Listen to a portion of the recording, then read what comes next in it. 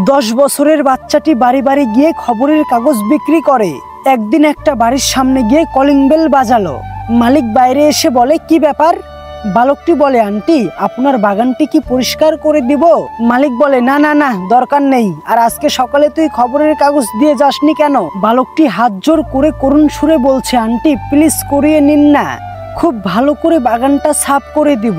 আর আজকে কাগজ ছাপা হয়নি, কালকে স্বাধীনতা দিবসের ছুটি ছিল।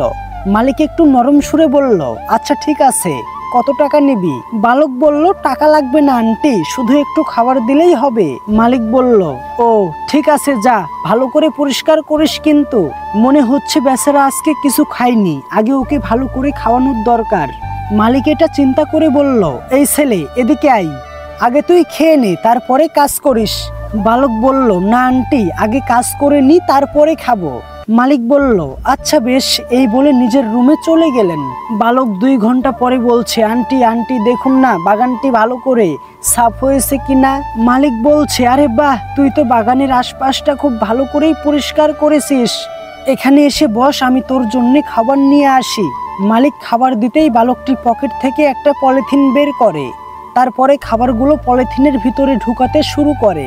মালিক বলছে, পেটে প্রচুর খিদা নিয়ে কাজ করলি, এখানেই খা, লাগলে আরো দিব।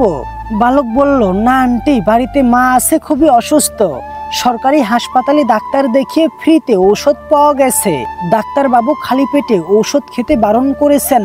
এই কথা শুনে মালিকের চোখটা ভিজে গেল।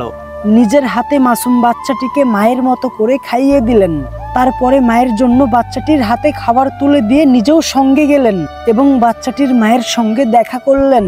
মালিক বাচ্চাটির মাকে বলল, বোন তুমি সত্যিই ভাগ্যবান এবং ধনী, যে সংস্কার, যে শিক্ষা, যেই দৌলত তুমি তোমার সন্তানকে দিয়েছ, সেই সংস্কার, সেই শিক্ষা, সেই দৌলত আমি আমার সন্তানদেরকে দিতে পারিনি।